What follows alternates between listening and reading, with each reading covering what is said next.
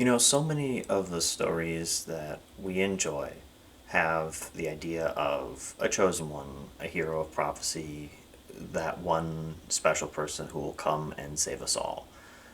This series was built on the idea of what if that hero loses?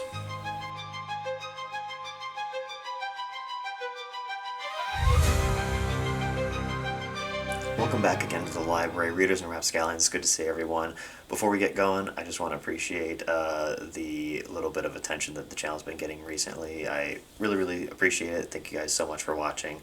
But getting into it, I'm going to talk about a series that I really, really enjoy, and I think, as you can probably tell by the title, is perhaps the perfect entry into adult epic fantasy. That one series that you can recommend to your friends and family, or you yourself, the viewer, if you are looking for a new fantasy series to step into this world of adult fantasy to kind of get started. And that's going to be Mistborn. So I'm not going to really get too into the weeds on this, but just for a little bit of personal history, I read this series like 10 years ago. I've kind of gone over a little bit of the Genesis story for my reading journey from time to time. This most recent spike in reading a ton of books, which is by far the most intense reading stretch I've experienced in my life, is just something in the last like 2 or 3 years. The last time I kind of dove headlong into books was actually with Mistborn, and this would have been probably in 2016, so 10 years ago. And it was kind of like this for me. It was my first big step into adult fantasy, transitioning from more YA stuff or nonfiction and being really curious about epic fantasy. And this was a great springboard for me. And that's kind of why I'm sharing my thoughts about the series and why you should read it, because I think it's a great springboard for just about anybody looking to get into epic fantasy, whether that be friends and family or you, the viewer, if you're curious about it. So let me tell you a little bit of what it's about. So it's a trilogy. Original Mistborn is a trilogy, and your first book is called The Final Empire. So what is this Final Empire? Well, we are in a dystopian world of ash and volcanoes and general misery. It's kind of an aesthetic of almost Victorian-y type kind of look and feel to the world. You're following Vin, who is a street urchin and is recruited into a thieving crew, basically, to pull off one great job. So she has had a hard life on the streets, and she discovers she is a Mistborn. So these Mistborn are like the magical force within this universe, and by using different metals, they can unlock enhanced abilities. I'll get into that in a minute. And she's recruited into this thieving crew by Kelsier, who is also a Mistborn. And what they're trying to do is perform one great heist to overthrow the Final Empire. It's called the Final Empire because its leader has been around for 1,000 years as an immortal god king who, way, way in the past, had defeated some great evil and ascended into godhood, basically, and became a tyrant. So that's your backdrop. You have all kinds of stuff within this world that make it incredible. I'm just going to jump right into it because that's where the main trilogy starts, and we go into insane directions. It does not end the way you think it's going to be based on that premise. You probably have some thoughts on where the story will go. I can almost guarantee it goes in way different directions than you're thinking. So why do I think this is a great place to start with epic fantasy? A lot of that has to do with the author himself. It's Brandon Sanderson. He's perhaps the most popular fantasy author in the business these days.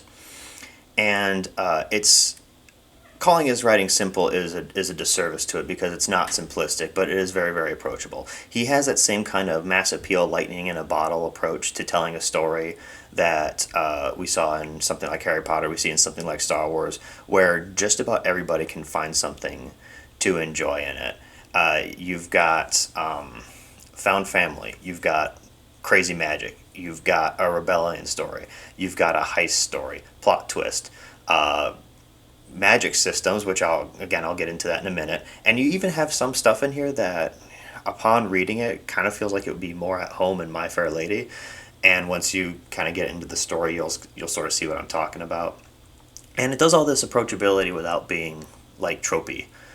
One of Brandon Sanderson's key kind of maxims he uses for writing, because he's also a professor at BYU, he talks about setting up systems and having a framework for your narratives, and then the intensity happens when you have one thing in there that breaks that framework and takes things in a whole new direction. And he does a lot of this here. I think at the time he was fairly new to writing and only had a few published books, but you can definitely see, like, this is a guy who really knows how to tell a good story. So I mentioned the magic in this series a few times. I'm just going to jump right into it. This introduced me and a lot of people to the concept of what a magic system even is. If you are fairly new to the fantasy genre, you might not have even heard of a magic system. So in Mistborn, it's built around something called allomancy, to keep it very simple. There are lots of expansions and nuances that get into this magic as the series goes on. This is the tip of the iceberg, I promise, but to keep it simple, it's based around metals. It's a really, like, RPG-esque way of having magic. You look at something like Gandalf in Lord of the Rings. He's a wizard because he's a wizard, and he does magic because he's a wizard. In something like Mistborn, this is what's called a hard magic system. So there's defined rules. If you want to perform A, you need to be able to do X, and then Y will result leading to Z. That sort of thing. And it's in a almost D&D-esque way of having magic happen. It's like your starting components, your spell and magic act, and then a result, and it's all a very, very clear structured thing. And then the fun stuff happens when things break the structure, and that happens a lot because of reasons. Anyways, it's all based off of metals, and these are allomancers, so like allomancers, and all these different metals do different things. So like a little bit of tin will enhance your senses, a little bit of pewter will make you a lot stronger physically. So most allomancers can only do one of these things. Allomancers in general are really, really, really rare within the universe, and most can only do one. Then you have the Mistborn, which have access to all of the metals. So they're like god tier, superhuman, can see for miles and fly across the cityscapes and have enhanced strength and durability and all this crazy stuff. And they're like one in a bazillion people. And you have some people who you don't know if they are or not, and it adds a lot of tension and intrigue, and they do so much with this system, and it grows into so much beyond what I've just talked about. This is just kind of the setup at the beginning of the series, and Sanderson takes it into crazy directions with storytelling that happens throughout these books. And another thing that's great about epic fantasy in general, and Mistborn specifically, is the characters. It's a really good, I'm putting together a team kind of story. It's a heist. It's a simple, fun heist as the premise, but it grows into like 10 different genres or subgenres of story.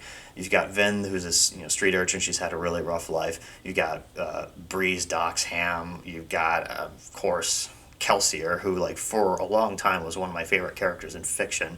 Just this incredibly like charismatic criminal mastermind who's just an awesome guy and also kind of a psychopath. And he does more stuff, later on. But it's really just unforgettable people.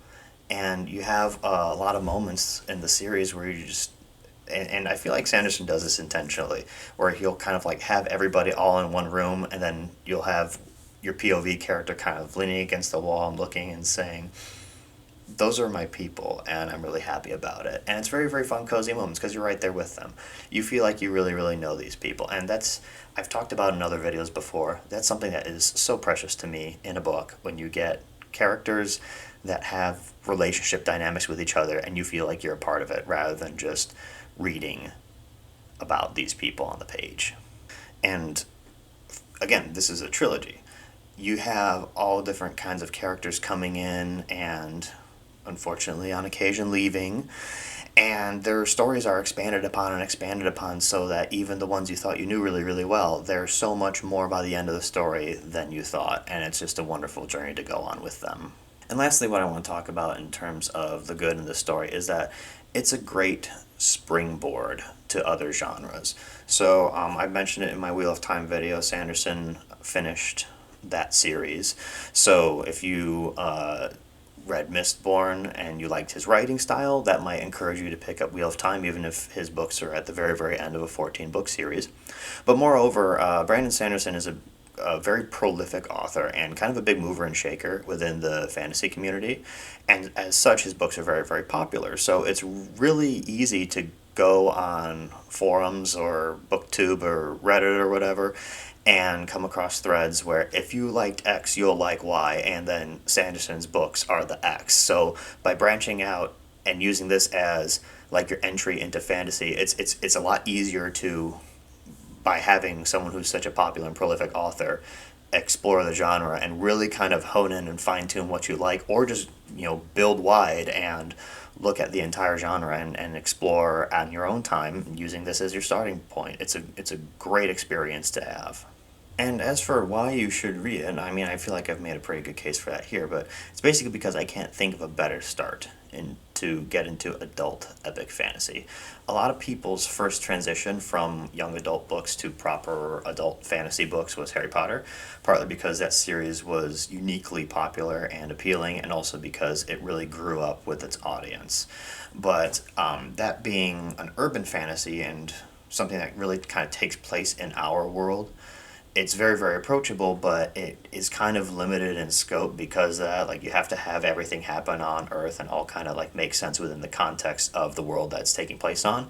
And you really only have a handful of locations with that genre. And I'm not, knocking on Harry Potter because I enjoy those books too, but you're all kind of in and around Hogwarts for the most part. It doesn't really take you into a ton of new places. With something like Mistborn or a broader expanded Cosmere series, which Mistborn is a part of, I'll talk about that in just a minute, you go into so many different worlds. They all have their own rules and they all have their own history and circumstances. It's not just world building for one world, it's world building for an entire system of epic fantasy worlds. And that brings me to the Cosmere. So you have the Mistborn series, which is a trilogy, and then continues with a tetralogy that takes place a couple hundred years later. So you go from that Victorian era type aesthetic that I talked about to something more like the Old West. You've got Way of Kings, which is kind of, standard isn't the right word, but it's real standard high fantasy type stuff, but with so many twists and such incredible complex world building. You've got Warbreaker, Elantris, Trust of the Emerald Sea, and these are all books that take place within the same universe across different worlds, and there's some overlap, and it's kind of all building to one point. I haven't explored the Cosmere in its entirety, but it's just enough that you kind of do your ears perk up when you see characters that you recognize that are kind of crossing over into different series, and it's a fun journey to go on. This will introduce you to magic systems. You'll be able to springboard off of it, like I said, and explore the fantasy genre.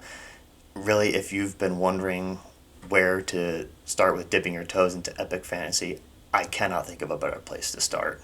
That's going to do it for this episode in the library, guys. Thank you so much for watching. Like I said, that's Mistborn and why I think you should read it. Big transformative series for me on my reading journey.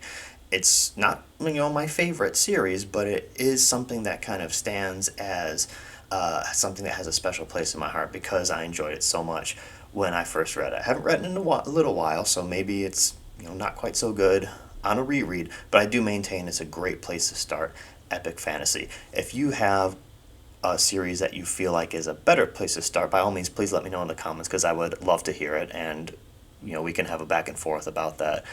Thank you guys again so much for watching, and we will see you next time in the library.